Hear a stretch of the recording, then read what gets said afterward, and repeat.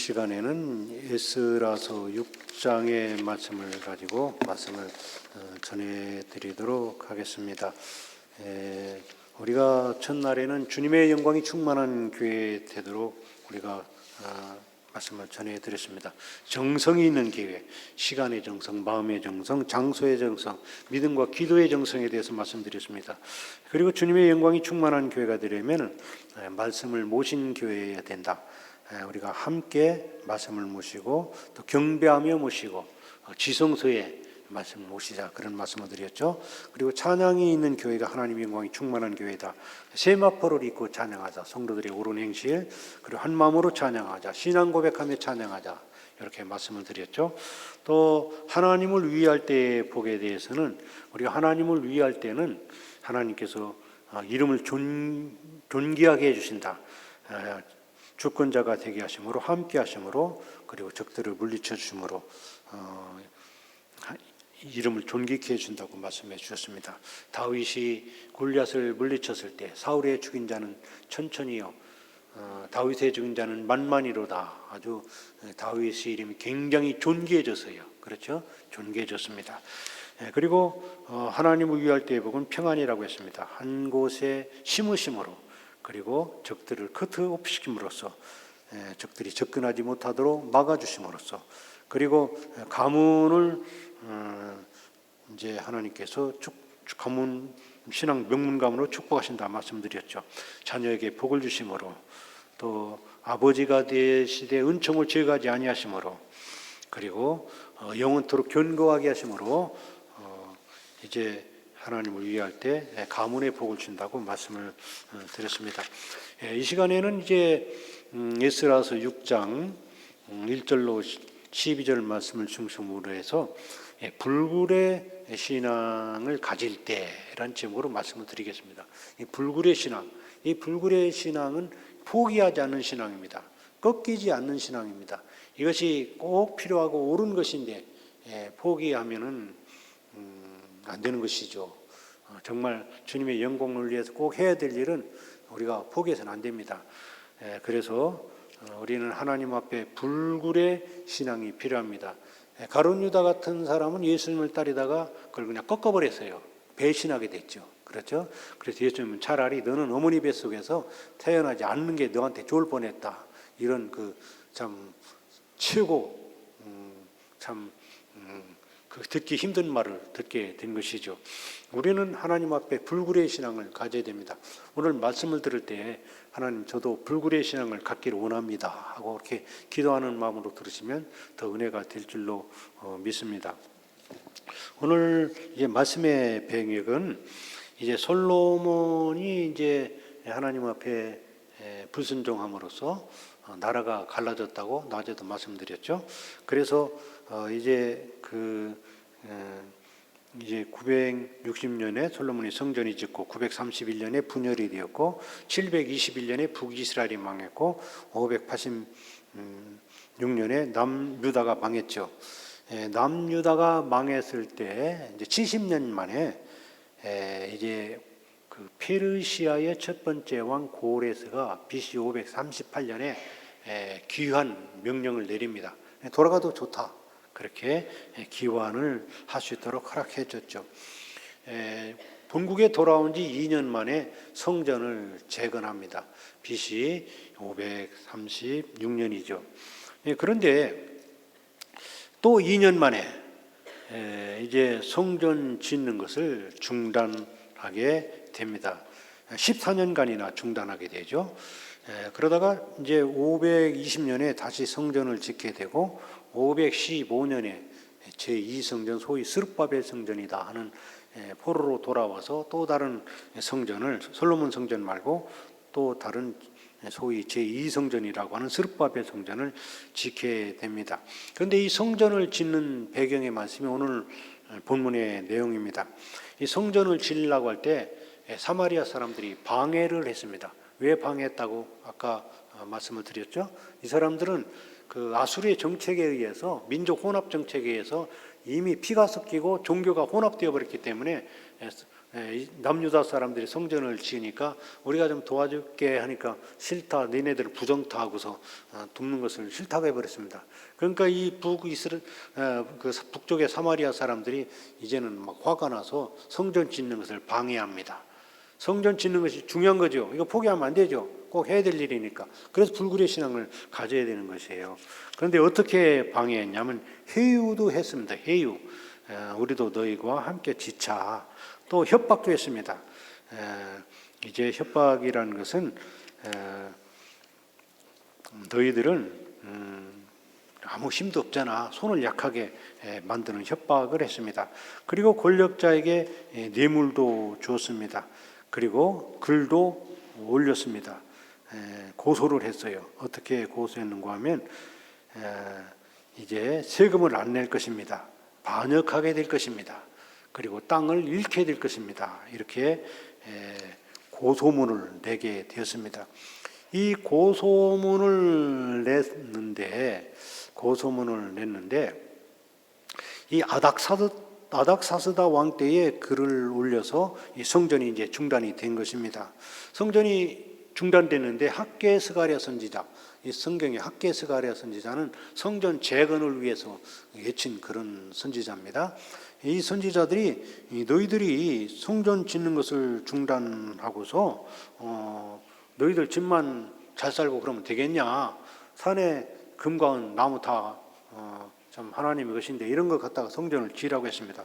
너희들이 만약 성전 짓기를 포기한다면 협박 때문에 너희들이 성전을 안 짓는다면 너희들이 많이 뿌려도 수입이 적으며 먹을지라도 배부르지 아니하며 마실지라도 흡족하지 아니하며 입어도 따뜻하지 아니할 것이다. 일꾼이 삭을 받아도 구멍 뚫린 전대에 돈을 넣는 것 같이 쓸데없는 헛수고만 될 것이다. 그러니 빨리 성전을 지으라고 이렇게 재촉하는 말씀을 하게 됩니다. 그래서 이제 고소를 하게 되었는데 그 성전을 짓는 것을 중단을 하게 되었죠. 그래서 이제 그들이 이제 협력해서 성전을 짓게 될 때에 아까 그 고소문을 올렸다고 했죠. 그래서 이제 그 총독 다뜨네가 이제 고소를 합니다. 다리오 왕 때에 고소를 하는 거예요. 옛날에 성전 짓는 것을 허락했는지 안 했는지 옛날에 문서를 한번 찾아보십시오. 그게 1절 말씀입니다. 그래서 이 바벨론 그 보물 곳간에서 찾아보니까 서적이 발견되지 않아가지고 메데도 앙메다궁에서 그 옛날에 고레스 왕이 돌아가서 성전 지으라고 쓴 그 문서를 발견하게 됩니다. 그 문서를 보고서 다리오 왕이 성전을 지어라 그렇게 말하는 것이 오늘 본문의 내용입니다. 그래서 불굴의 신앙을 가질 때 이렇게 성전을 다시 지을 수가 있었다 그런 말씀이죠. 다시 말씀드리면 오늘 말씀 1절부터 5절까지는 옛날에 고레스 왕이 이 문서로 성전을 지으라 한 말이고 6절부터 마지막 절까지는 그 옛날 문서를 발견한 새로운 왕 다리오 왕이 옛날에 그런 문서가 있으니까 성전 짓게 해라 하고 또 다른 문서를 내보낸 겁니다. 1절부터 5절까지는 옛날에 페르시아 첫 번째 왕 고레스 왕이 성전 짓도록 기환해서 성전 짓도록 한 것이고 이제 6절부터 12절 마지막까지는 현재 왕이 옛날 국간의 문서를 찾아보고 이 문서 있네 성전 짓도록 해야 되겠네 해가지고 다시 글을 써보낸 겁니다. 자, 그러면 우리가 이런 과정을 통해서 불굴의 신앙을 가질 때 하나님께서 어떻게 역사하실까요? 먼저 불굴의 신앙을 가지면 기초를 견고히 세우신다. 기초를 견고히 세우신다. 오늘 3절 보겠습니다. 3절 고레스 왕 원년에 조서를 내려 이르기를 옛날 문서 발견한 겁니다.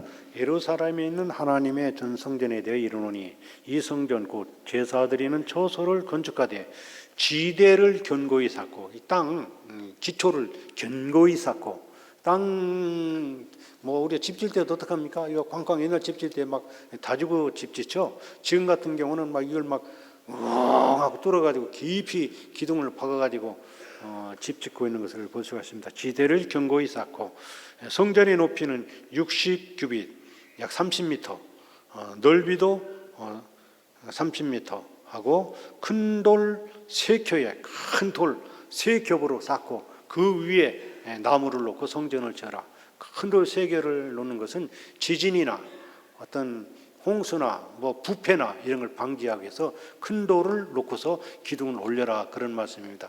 소위 기초를 잘 쌓은 뒤에 성전을 쌓도록 해라 하는 그런 옛날 문서가 이제 발견이 되어진 것입니다. 그래서 이제 성전의 기초를 단단히 하고 난 뒤에 성전을 지으라, 그렇게 말씀을 해줬습니다. 기초를 견고히 하고 치밀한 계획 속에 큰 돌 3돌을 올려놓고 지으라, 그런 얘기입니다. 여러분, 성전의 기초가 중요하듯이 우리 인생의 기초도 정말 중요합니다. 인생의 기초도. 그래서 마태복음 7장 24절에는 순종하면서 그 순종하는 반석 위에 집을 짓는 자 같다, 그렇게 말씀을 해주고 있죠. 그래서 좌로나 우로나 치우치지 말고 타협하지 말고 인생의 기초를 견고히 세워야 된다는 그런 말씀이죠. 그래서 성전의 기초가 중요할 뿐만 아니라 우리가 불굴의 신앙을 가질 때 인생의 기초를 견고히 쌓을 수 있습니다. 이사야서 26장 10절에 주께서 심지가 견고한 자를 평강의 평강으로 지키실 것이라고 말씀합니다. 그리고 이제 예수님은 그 모퉁이 돌이 된다고 성경을 말씀해 줍니다. 베드로전서 2장 6절에 보라, 내가 택한 보배로운 이제 모퉁이 돌을 시온에 두노니 그를 믿는 자는 부끄러움을 당하지 아니하리라. 이 기초석, 예수님이 우리 인생의 기초석이 된다는 거죠. 예수님이 십자가에 돌아가심으로써 우리 인생의 기초석이 되어졌다, 그런 것입니다. 우리 인생의 기초를 견고히 하기 위해서는 우리가 주님 앞에 불굴의 신앙을 가지면은 하나님은 우리의 인생의 기초를 견고히 해주시는데, 특별히 예수님을 인생의 기초로 삼으시고 모퉁이 돌로 삼으시고 그 위에 인생의 집을 짓기를 주님의 이름으로 축복합니다. 주님께서 인생의 머릿돌 기초석이 되어 주셔야만 우리가 인생의 집을 견고히 세울 수가 있습니다. 우리는 다 집 짓는 사람들입니다. 에베소 2장 20절도 예수님은 모퉁이 돌이라고 말씀을 해 주십니다. 그래서 우리가 불굴의 신앙을 가질 때 하나님은 우리 인생의 기초를 튼튼히 해준다는 겁니다. 여러분, 자녀들이 인생의 기초를 튼튼히 하기를 원하십니까? 불굴의 신앙을 갖도록 해 주십시오. 그럼 신앙 안에서 인생의 기본을 잘 갖출 수 있을 것입니다. 출애굽기 1장에 보면 시브라와 부하에 대해서 말씀해 주고 있습니다. 이제 애굽의 바로 왕이 히브리 민족이 번성하니까 막 겁이 났습니다. 전쟁이 일어났을 때에 적편을 들까봐. 그래서 남자애들을 다 죽이라고 시브라와 부하에게, 히브리 산파 시브라와 부하에게 말합니다. 아마 히브리 산파 전국 히브리 민족 전국 산부인과 협회 회장 부회장쯤 아마 요즘 오늘날 말하면 그런 사람일 겁니다. 히브리 남자 태어나면 다 죽여버리라, 그렇게 말합니다. 근데 이 사람들은 하나님을 경외하는 사람이 있기 때문에 살려줬습니다. 자기들이 그 애굽 왕의 말을 듣지 않으면 죽을 것 같은 그런 위험 속에서라도 뜻을 굽히지 않고 나는 하나님 말씀을 들을 거야, 하나님 말씀에 순종할 거야, 하나님 편에 설 거야 하면서 불굴의 신앙을 갖게 되었다는 것입니다. 그래서 어떻게 되었습니까? 하나님께서는 그 가정에게 은혜를 베푸셨다고 성경은 말씀해 주십니다. 여러분, 우리가 인생의 기초를 견고하기를 원하십니까? 불굴의 신앙을 가지십시오. 두 번째 말씀입니다. 하나님께서 우리가 인생 그 불굴의 신앙을 가질 때에 물질을 보장해 주신다. 물질을 보장해 주신다. 4절 말씀 보겠습니다. 그 경비는 다 왕실에서 내리라. 왕실에 물질이 얼마나 많겠습니까? 성전 짓는데 돈 없어서, 뭐 금이 없어서, 뭐가 물자가 없어서, 재물이 없어서 성전 못 짓는다, 이런 핑계 대지 말아라. 다 왕실화 될 거니까 걱정하지 말아라. 내가 물질 보장한다, 그런 얘기가 아니겠습니까? 그래서 우리가 하나님 앞에 불굴의 신앙을 가질 때 물질을 보장해 주신다. 여러분 믿습니까? 우리 하나님 잘 믿으면 하나님께서 우리를 잘 물질의 축복도 주실 줄 믿습니다. 하나님 모든 것이 다 하나님의 거예요. 그렇죠? 다 하나님 겁니다. 하나님께 허락하시면 우리에게 물질적인 복이 생기지 않겠습니까? 다만 이제 그 그릇대로 하나님께 허락해 주시겠지만은 물질을 보장해 준다는 것입니다. 그래서 4절에 경비는 다 왕실에서 될 것이다. 이 고레스 왕이 한 말입니다. 또한 8절에 보니까 강서편에 있는 사람들은 이제 세금을 주어서 돈 없어서 지체하는 일이 생기지 않도록 해라. 그렇게 말하고 있고 또 9절의 말씀에도 보니까 강 건너편 거둔 세금 중에서 그 경비를 이 사람들에게 끊임없이 주어 그들로 멈추지 않게 하라. 경비를 끝까지 대줘라. 이 말은 나중에 8절 9절의 말씀은 이제 새로운 다리오 왕이 또 한 번 그렇게 물질을 보장해주는 그런 말 또 한 번 하는 겁니다. 그렇죠? 5절까지는 옛날 고레스 왕이 한 말이고 8절 9절은 이제 편지를 새롭게 쓰는 새로운 명령을 내리는 다리오 왕이 하시는 말씀이죠. 물질을 보장해 주신다는 그런 말씀입니다. 이제 성경에 보면 이제 사렙다 과부가 엘리야에게 마지막 먹을 것을 다 주게 되죠. 참 하나님 앞에 신앙을 잘 보인 것입니다. 그래서 이 사렙다 과부는 이제 떡반죽 그릇과 기름병이 넘치는 그런 복을 받게 된 겁니다. 힘들고 어려운 가운데서도 불굴의 주의 종을 섬기는 불굴의 신앙을 나타나게 됐죠. 또한 이제 뿐만 아니라 아브라함도 이삭을 바치라 할 때, 정말 아들 바치라 할 때 보통 사람 같으면 어떻게 하겠습니까? 하나님 뭐 정신이 있습니까? 없습니까? 이게 도대체 어떤 일입니까? 왜 저에게 이런 힘든 명령을 말씀하십니까? 이거 너무하지 않습니까? 이렇게 따질 수도 있지만 이삭은 자기의 귀한 아들을 데리고 모리아 산으로 갑니다. 불굴의 신앙입니다. 하나님 뜻은 반드시 지켜야 된다. 하나님의 말씀은 힘들고 어려워도 지켜야 되는 겁니다. 저도요 굉장한 결단을 한 적이 있습니다. 결혼할 때 우리 집사람 처음 봤는데 제 마음에 안 들어요. 제 마음에 안 들어. 그래서 저는 3년 반 동안 결혼을 놓고 기도했습니다. 하나님, 저는 연애할 시간이 없습니다. 저는 공부하고 싶습니다. 하나님, 저는 공부하고 싶은데 제 아내 될 사람을 하나님께서 지켜주시고 도와주시고 잘 보호해 주셨다가 제가 결혼해야 될 때 결혼하게 해주세요. 아침 저녁으로 3년 반 동안 기도했습니다. 근데 이제 부산에 목회하는 형님이 저보고 와서 선 좀 보라고 그래요. 봤는데 저는 여러 사람 중에서 고르러 갈 줄 알았더니 딱 한 명 보고서 선을 보고서 제가 금산서 목회해서 부산까지 갔는데 딱 한 명 보고서 어떠냐 그래 물어봐요. 딱 보니까 처음에 딱 보니까 제가 원하는 스타일이 아니에요. 아주 예의를 딱 지키고 집에 왔는데 어떠냐고 물어봐요. 그래서 별로 마음에 안 들읍니다 했더니 괜찮은데 왜 그러냐 기도해 보래요. 형님이 목사님인데 기도하라니까 기도해야죠. 기도했습니다. 하나님, 제가 오늘 선을 봤는데요 사실은 제 마음에 안 든데 하나님 생각은 어떠세요? 물어봤더니 하나님이 감동을 쫙 주면서 결혼해 그러는 거예요. 그래 어떡합니까? 제가 목사 될 사람인데 그래도 제가 순종해야죠. 그럼 하나님 제가 하겠습니다. 그날 저녁에 선 보고서 다음날 아침에 만나서 우리 결혼합시다. 야, 무섭죠? 저는 3년 반으로 준비했어요. 3년 반 하나님께 이렇게 순종을 하게 되었습니다. 우리 잘 살까요? 못 살까요? 그것은 여러분 상상에 맡기겠습니다. 어쨌든 뭐 중요한 거 하나님의 뜻이니까 하나님의 말씀이니까 이렇게 순종을 아브라함이 한 겁니다. 하나님이 여호와 일의 축복으로 예물을 준비해 주셨습니다. 이제 우리가 하나님보다 물질을 사랑하면 물질도 잃고 하나님의 은혜와 사랑도 못 받게 됩니다. 아무리 많은 금과 은이 돈이 있어도 먼저 불굴의 신앙으로 하나님을 가까이 하시기를 바랍니다. 아무리 가난하고 궁색하고 돈이 너무 필요하고 힘들 때라 할지라도 불굴의 신앙으로 먼저 하나님 앞에 순종하시기를 바랍니다. 하나님 바로 그 어려운 때 그 신앙 그걸 보는 거예요. 그걸 귀하게 여기는 겁니다. 그걸 놓치지 않습니다. 하나님께서 그것을 통해서 더 큰 복으로 이끌어 줄 줄 믿습니다. 하나님께 물질의 보장을 받고 물권의 축복을 얻기를 원하십니까? 불굴의 신앙을 가지십시오. 너희는 먼저 그의 나라와 그 일을 구하라. 그러면 먹을 것, 마실 것, 입을 것 이 모든 것을 다 너희에게 주시리라고 주님께서 친히 마태복음 6장에 약속해 주시지 않았습니까? 먼저 불굴의 신앙을 갖고 순종할 수 있기를 주님의 이름으로 축복합니다. 세 번째 말씀입니다. 하나님 앞에 불굴의 신앙을 갖게 되면 명예롭게 하여 주십니다. 명예롭게 하여 주신다. 오늘 말씀 5절 말씀 되겠습니다.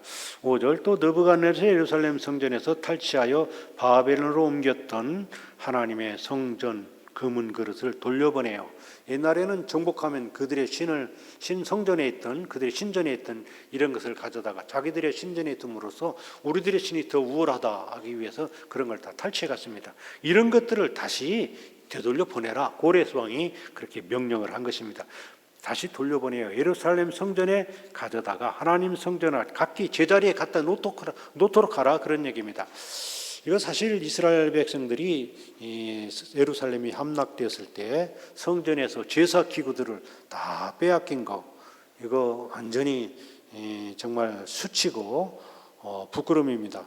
이스라엘 백성들에게 성전이 파괴됐다는 것은 인간적인 수치고 신앙적인 수치고 또한 절망이고 하나님과의 관계가 단절되는 것을 의미한다 할 정도로 굉장한 타격을 주는 것이죠.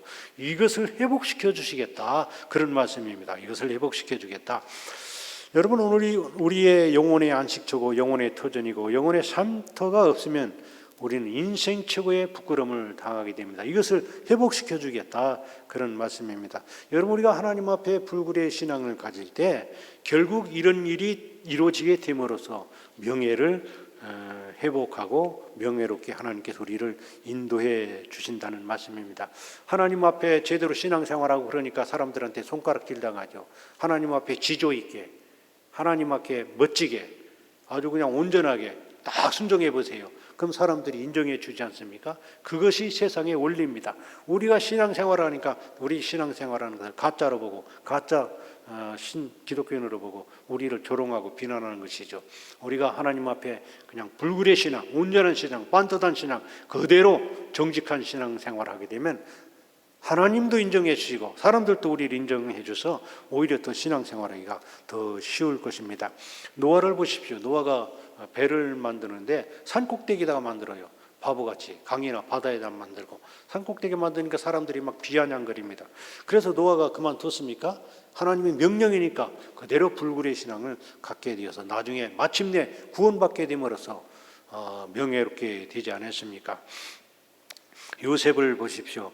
형들에게 미움받아서 보디발의 집에 팔려가서 인생이 꺾이는 듯 했습니다. 그러나 불굴의 신앙을 가졌을 때 하나님 요셉을 들어서 애굽의 총리로 세워주셔서 명예롭게 해주시지 않았습니까? 여러분, 이제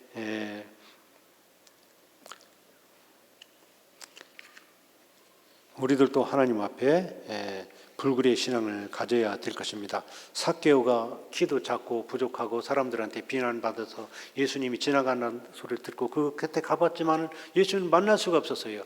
삭개오가 포기했습니까? 예수님 만나는 거 얼마나 귀한 건데. 그래서 뽕나무 위로 올라갔습니다. 불굴의 신앙을 가진 거예요, 나름대로. 그때 예수님께 그것을 알아주시고 삭개오를 영접하시고 삭개오 집에 가서 함께 식사하고 삭개오를 구원해 주지 않았습니까? 우리는 주님께 대한 이런 작은 정성, 사람들은 모를 것 같아요. 스스로는 다 아세요. 그것을 통해서 축복해 주신다, 그런 말씀입니다. 명예롭게 해준다는 것입니다. 여러분, 명예로운 삶을 살기를 원하십니까? 하나님 앞에 부끄러움 없이 불굴의 신앙을 갖고 사시기를 바랍니다. 그럼 하나님은 여러분을 높여주시고 명예로운 삶을 사시도록 축복해 주실 것입니다. 그리고 또한 이제 불굴의 신앙을 살 때에 하나님은 방해를 막아주십니다. 이 사실 아까도 여러분 오늘 계속 많이 나오죠. 방해 막아주는 거, 이게 하나님의 중요한 역할 중에 하나입니다. 중요한 역할 중에 하나예요. 그래서 6절 7절 봅니다. 6절 7절 6절부터 7 말씀은 이제 다리오 왕이 새롭게 명령을 내리는 거죠. 6절 이제 유브라데 강 서편 총독 다트네와 스달보스네, 이런 사람들은 성전 짓는 것을 아주 주도적으로 방해한 사람들입니다. 너희 동료 관료 유브라데 강 건너편 아바삭 사람들은 그곳을 멀리하여 하나님의 성전 공사를 막지 말고 유다 총독과 장로들이, 아마 이 다리오 왕도 그 사람들이 방해하고 있는 것을 그럴듯하게 고소를 했지만은 이거는 이 사람들이 나쁜 생각으로 고소했구나, 눈치챈 겁니다. 막지 말고 장로들이 하나님의 이 성전을 제자리에 건축하게 하라. 방해를 막아주십니다.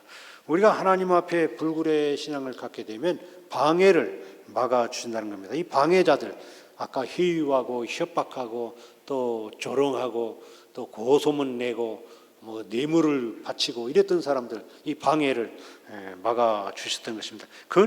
성전 건축하는 것을 방해하지 말라는 것이죠. 여러분, 삼손을 보십시오. 삼손은 우리가 생각하면 드릴라를 생각하지 않습니까? 그런데 드릴라 이전에 딥나 여인이라는 이 여자가 있었습니다. 다윗은 이 블레셋 여자를 사랑했어요. 뭐 수수께끼 얘기도 있고 그렇죠. 그래서 이 하나님께서는 이제 이 딥나 여인을 통해서 삼손으로 정신 차리게 하시는 계기를 주는데 그 삼손은 그것을 눈치채지를 못했습니다. 그러다가 더 센 불려우 드릴라를 만나게 되었습니다. 이 불굴의 신앙을 갖지 못한 거예요. 아버지가 너 왜 많은 이스라엘 여자 중에 하필이면 블레셋 여자를 취하느냐, 이런 말을 했음에도 불구하고 불굴의 신앙을 갖지 못했을 때에 삼손은 드릴라를 만나가지고 어떻게 됐습니까? 그 마음이 아주 그냥 죽는 것 같이 맨날 졸라대니까 비밀이 뭐냐고, 힘센 비밀이 결국은 그 비밀을 말했다가 머리를 깎이고 눈이 뽑히고 채찍을 맞으면 연자매트로 돌려야 되는 그런 신세가 되지 않았습니까? 불굴의 신앙을 갖지 못했던 그런 사람이라고 볼 수가 있습니다. 에스더를 보십시오. 에스더는 하만의 이스라엘 민족을 죽이려고 할 때에 불굴의 신앙을 가졌습니다. 죽으면 죽으리라. 내가 이때를 위하여 하나님께서 왕비로 세우신 것이 아니겠느냐. 죽으면 죽으리라. 불굴의 신앙입니다. 그리고 왕 앞에 나갔습니다. 하나님께서 은혜 베푸셨습니다. 딱 왕이 보니까 다른 때 같으면 화를 내야 될 왕이 아주 그날 보니까 아주 가장 멋지고 세상에서 가장 아름다운 자기 아내의 모습, 그런 여인의 모습으로 보였습니다. 왕비씨 어떤 일입니까 하고 그 왕비를 호를 내밀어서 영접해 줌으로써 자기 민족을 하만의 계략에서 구원하시는 그런 역사를 만들어 나가지 않았습니까? 불굴의 신앙을 가질 때 하나님께서는 그 하만의 방해를 막아 주셨던 것입니다. 이스라엘 백성들이 출애굽할 때에 모세가 불굴의 신앙을 가졌습니다. 홍해까지 왔는데 뒤에서는 바로 왕이 막 전차를 끌고 막 신무기를 끌고 그들을 다시 포로로 잡으려고 쫓아옵니다. 앞에는 홍해가 놓여 있고 뒤에는 이제 바로 왕이 쫓아왔습니다. 그때 하나님께서 어떻게 했습니까? 하나님께서는 그 불기둥으로 그 바로 왕과 이스라엘 백성 사이를 불로 딱 막았을 뿐만 아니라 그들이 건널 때 이제 이스라엘 백성들은 모세를 원망했지만 너희는 가만히 있어서 오늘날 여호와가 너희를 구원하시는 구원을 보라. 너희는 가만히 있을지어다. 여호와께서 싸우실 것이다. 이렇게 불굴의 신앙을 갖고 모세가 지팡이로 홍해를 쳤을 때 홍해가 갈라지는 역사가 일어나지 않았습니까? 방해를 막아 주셨다는 겁니다. 그들은 다 건너갔지만은 신신무기를 가지고 쫓아왔던 애굽 사람들은 다 물속에 수장되지 않았습니까? 우리가 하나님 앞에 불굴의 신앙을 가질 때 방해를 막아 주실 것입니다. 여러분, 우리가 살아갈 때 자꾸 나를 방해하는 그런 사람들이 주변에 많이 있죠. 곰곰이 생각해 보면 나의 그동안의 삶이 하나님 앞에 불굴의 신앙이 아니었기 때문에 상대방이 나를 얕잡아 보고 우습게 보고 내 가치를 인정하지 않고 우리를 괴롭히는 것이라 이렇게 생각할 수도 있어요. 우리는 하나님 앞에 불굴의 신앙을 가지면 감히 그런 사람들이 접근하지도 못할 뿐만 아니라 심지어 나쁜 생각을 가지고 그들이 힘을 가지고 우리한테 접근한다 할지라도 하나님은 책임지시고 그 방해를 막아 주실 것을 믿습니다. 우리가 하나님 앞에 불굴의 신앙을 가집시다. 하나님의 뜻이라면 순종하는 그런 신앙을 가져야 될 것입니다. 이제 다섯 번째로 우리가 하나님 앞에 불굴의 신앙을 가지면 협력자를 제공해 주십니다. 협력자를 제공해 주세요. 오늘 본문 말씀 8절 말씀 읽겠습니다. 8절 내가 또 조서를 내려서 하나님의 이 성전을 건축함에 대하여 너희가 유다 사람의 장로들에게 행할 것을 알리노니 왕의 재산 곧 유브라데 강 건너편에서 거둔 세금 중에서 그 경비를 이 사람들에게 끊임없이 주어 그들로 멈추지 않게 하라. 이게 뭔가 하면 8절 말씀이 이게 무슨 말씀인가 하면 이제 그동안 방해했던 사람들에게 너희들 방해했으니까 저리가 그게 아니고 방해했던 사람들 이리 와봐.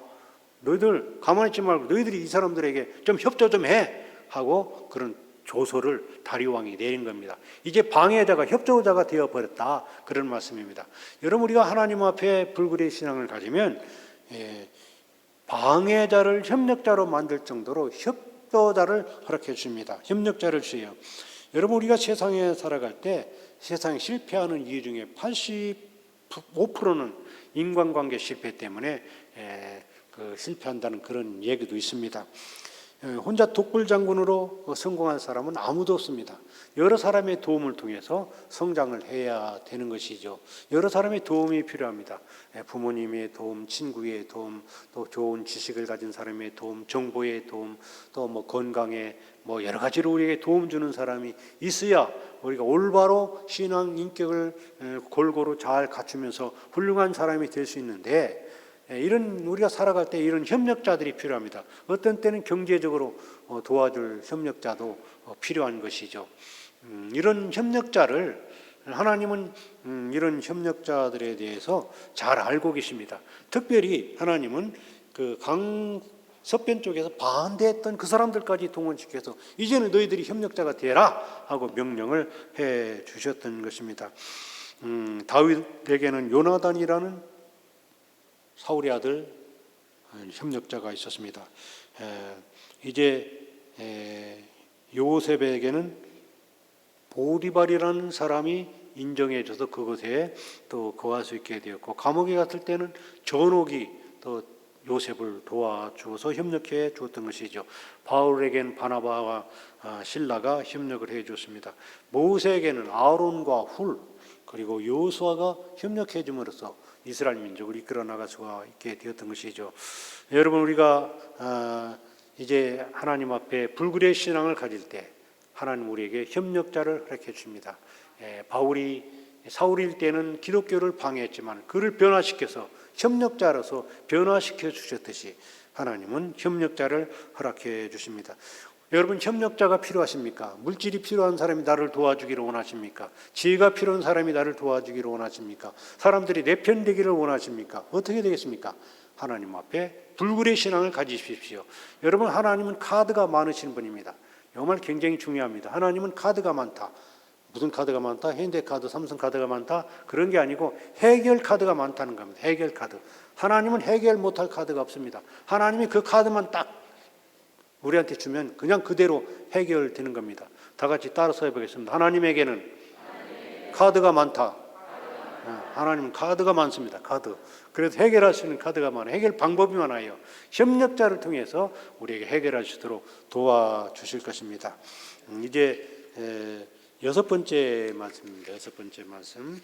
우리가 하나님 앞에 불굴의 신앙을 가질 때에 하나님은 하나님과의 관계를 회복시켜 주십니다.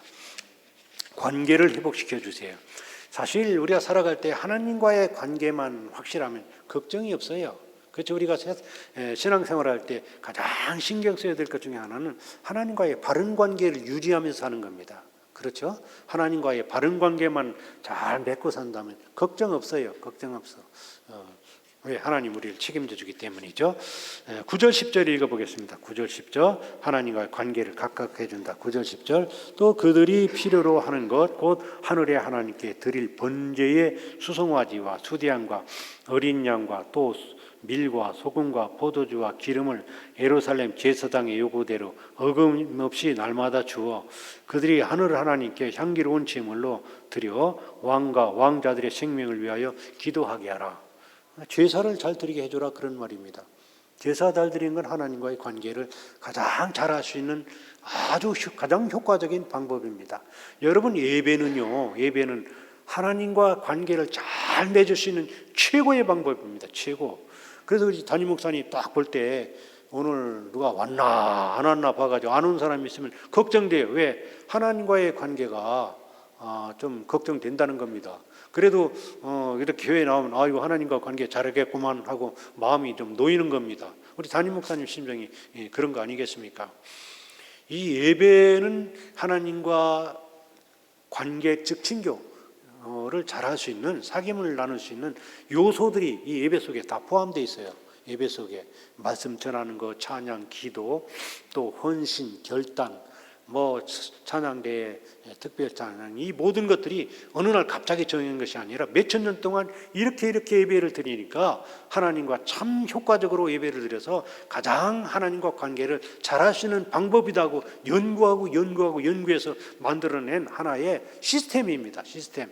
오늘날 소위 그 열린 예배, 뭐 젊은이들을 위한 예배라 해가지고 그냥 뭐 청바지 입고 뭐 머리도 안 빗고 그냥 뭐 쓰리빠 신고 와서 뭐 예배드리고 그러면 뭐 굉장히 잘하는 것 같은데 결코 아닙니다. 그거는 초신자를 위한 예배, 새신자를 위한 예배, 젊은 예배를 위한 하나의 예배의 많은 종류 중에 방법 중에 하나일 뿐이지, 진짜 예배는 이 전통적인 예배를 잘 드리는 것이 진짜 좋은 예배가 아니겠습니까? 그래서 예배를 잘 드리면 우리 인생의 성공자가 될 수가 있습니다. 예배를 잘못 드리면 인생의 실패자가 되는 겁니다. 하나님은 예배하는 자를 찾으십니다. 예배를 드리는 자를 찾으세요. 왜? 복 주시려고, 은혜 주시려고, 함께 하시려고, 도와주시려고 예배 잘 드리는 자를 찾고 계세요. 그런데 예배를 잘못 드리는 자는 징계하십니다. 사울 왕이 징계당했어요. 우시야 왕이 징계당해 문둥병자가 되어서 왕임에도 불구하고 통치를 못하고 죽어서도 열왕의 묘실에 들어가지 못하고 다른 곳에 집어 던져서 그냥 묻게 했다 만들었다는 얘기입니다. 하나님은 예배 소홀히 하는 거 하나님은 굉장히 싫어하십니다. 왜? 나와 잘 지내야 될 텐데, 아주 가장 효과적으로 참 좋은 관계 속에서 지내야 될 텐데 그거를 막 거부하고 업신여기고 하나님의 방법을 우습게 여기고 하나님 막 서운하다, 그런 말씀입니다. 여러분, 예배 성공자가 되시기 바랍니다. 예배 성공자, 예배 잘 드려야 되겠다. 나는 평생에 어떤 일이 있어도 예배만큼은 잘 드려야 되겠다. 그러면 여러분 하나님과 좋은 관계를 잘 맺어나갈 수 있다, 그런 말씀입니다. 하나님은 예배한 자를 찾으십니다. 이스라엘 백성들이 예배의 모든 것을 다 걸게 되었습니다. 그래서 어떤 교회가 좋은 교회냐? 예배 잘 드리는 교회가 좋은 교회입니다.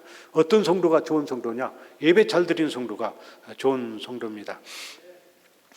사무엘상에 보면 엘리 제사장이 나옵니다. 엘리 제사장 그 아들 홈리와 비나스가 망나니였죠.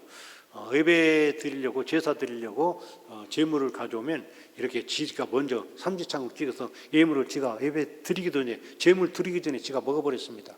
그리고 성전에서 수종드는 여자들에게 나쁜 짓을 했습니다. 이것을 알고도 엘리 제사장은 그냥 말로 얘들아 그렇게 하지 마, 그건 안 돼 하고 그렇게 끝났어요. 그것을 못하게 만들었어야죠. 못하게 만들었어.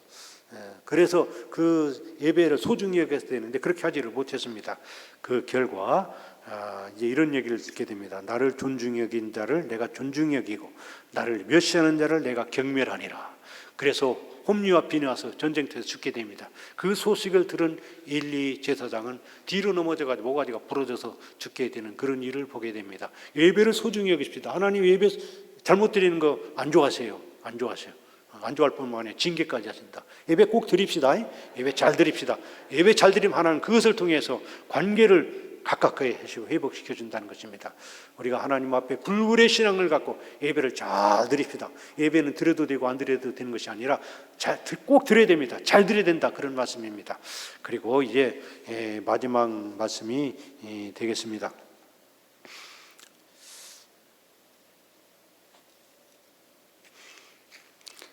앞날을 책임져 주신다. 앞날을 책임진다. 불굴의 신앙을 갖게 되면 하나님께서 앞날을 책임주십니다. 11절 12절 말씀 읽어보겠습니다. 11절 12절 같이 읽겠습니다. 시작. 내가 또 명령을 내려놓으니 누구를 막론하고 이 명령을 변조하면 그의 집에서 들보를 빼내고 그를 그 위에 메어달게 하고 그의 집은 이로 말미암아 거름더미가 되게 하라. 만일 왕들이나 백성이 이 명령을 변조하고 손을 들어 예루살렘 하나님의 성전을 헐치신데 그것에 이름을 두신 하나님이 그들을 멸하시기를 원하노라. 나 다리오가 조서를 내려놓으니 신속히 행할지어다. 너희들 꼼짝 마라. 이제 그대로 해야 된다. 이거 만약 말 안 들으면 너희들 큰일 난다. 나한테 혼난다. 이렇게 아주 엄하게 성전 잘 짓도록 책임지는 말을 다리왕이 문서로 이제 명령으로 내리게 되었다는 것입니다.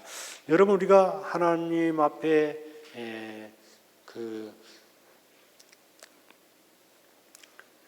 우리 신앙을 굽히지 않고 신앙생활 잘 하게 되면 하나님 우리의 앞날을 책임져 주십니다.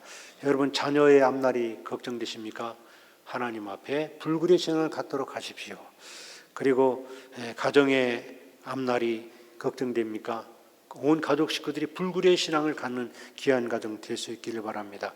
사업이 잘 되기를 바랍니까? 불굴의 신앙을 가지십시오. 하나님 책임지십니다. 그리고 교회가 잘 되기를 바랍니까? 우리 교회 모든 성도들이 하나님 뜻 안에서 우리 목사님의 인도하심을 따라서 하나님 앞에 불굴의 신앙을 가집시다. 그럼 우리 교회가 잘 될 수 있을 것입니다. 그래서 하나님께서 허락하지 아니하시면 머리털 하나 상하지 않습니다. 누구든지 왕이든지 누구든지 뭐 다 이 명령을 거역하면 혼날 줄 알아. 내가 가만두지 않겠다고 그렇게 말하고 있는 것을 볼 수가 있습니다. 우리 하나님은 우리 편이십니다. 내 편이세요. 하나님은 내 편이십니다. 저는 그 어렸을 때 형님 집에서 컸기 때문에 제 일기장 제목이 제일 많은 게 뭡니까? 누가 내 편인가? 이게 제 일기장 제목이었습니다. 좀 어떻게 보면 유치하죠.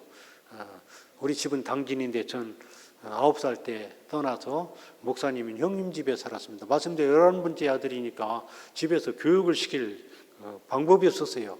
그러니까 이제 저를 형님 집에 맡긴 겁니다. 너 가서 형님한테 살아가면서 공부해라 해가지고 전부 공부시켜준다는 게 뭔지도 모르고 그냥 형님 따라갔죠. 따라갔는데 형님이 목사님이고 형수가 목사님 사모님이어도 자기 친자식이 아니잖아요. 거기에는 뭔가 보이지 않는 한계가 있는 겁니다. 참 감사하고 고마운 분들이지만 저는 어머니 생각하면서 많이 울었습니다. 9살짜리가 뭐 알겠습니까? 많이 울었죠. 그래서 제 일기장에 본 누가 내 편인가? 이게 항상 중요한 일기장 제목이었어요. 제 편이 필요했어요. 제 편이. 그러면서 저는 하나님을 더 찾아 간구할 수 있는 그것이 계기가 되었습니다. 하나님만이 내 편이십니다. 하나님만이 내 편이십니다. 하나님 도와주세요. 하나님 함께해 주세요. 저를 사용해 주세요. 저를 붙들어 주세요. 하나님께 많이 기도할 수 있는 계기가 되었습니다. 하나님께서 내 편이 되어서 내 앞날을 책임져 줄 줄로 믿습니다. 어떻게 하면 하나님 앞에 불굴의 신앙을 가질 때 여러분 그렇게 함으로써 우리가 하나님 앞에 승리하는 삶을 사시길 바랍니다.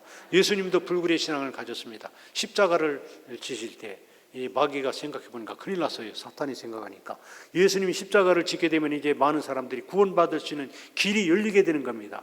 그래서 안 되겠다 싶어가지고 예수님 십자가 못 지게 그렇게 난리를 치고 소리를 질렀지만은 그러나 예수님 끝까지 십자가를 불굴의 믿음과 신앙으로 순종함으로 십자가를 지심으로 우리를 구원해 주셨던 것입니다.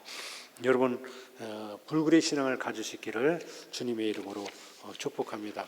우리가 하나님 앞에 불굴의 신앙을 가질 때 하나님은 우리에게 어떤 은혜를 주신다고 했습니까? 기초를 견고히 세워준다. 하나님께 불굴의 신앙을 가지면 물질을 보장해 준다. 그리고 명예를 회복시켜 준다. 방해를 막아주신다. 협력자를 제공해 준다. 관계를 회복시켜 주신다. 그리고 앞날을 책임주신다고 했습니다. 오늘 이 말씀을 생각하면서 하나님 제가 불굴의 신앙 갖기를 원합니다. 어떤 상황이 온다 할지라도 겁먹지 말고 비겁하게 도망가지 말고 이건 하나님의 말씀이야. 이건 하나님의 뜻이야. 나는 하나님 말씀에 순종해야 돼. 난 주님의 뜻대로 살 거야. 그럼 하나님이 내 편이 되시고 나를 도와줄 거야. 믿는 믿음으로 제가 이렇게 살겠습니다. 힘이 깊게 기도해서 여러분 이제 성전이 잘 지어진 것처럼 여러분 인생이 집이 멋지게 세워지고 인생 발걸음이 축복된 발걸음이 될 수 있기를 주님의 이름으로 축복합니다. 우리 다 함께 기도할 때에 하나님 제가 불굴의 신앙을 갖게 해주세요. 이렇게 통성으로 주님의 이름으로 3번 부르고 기도하도록 하겠습니다.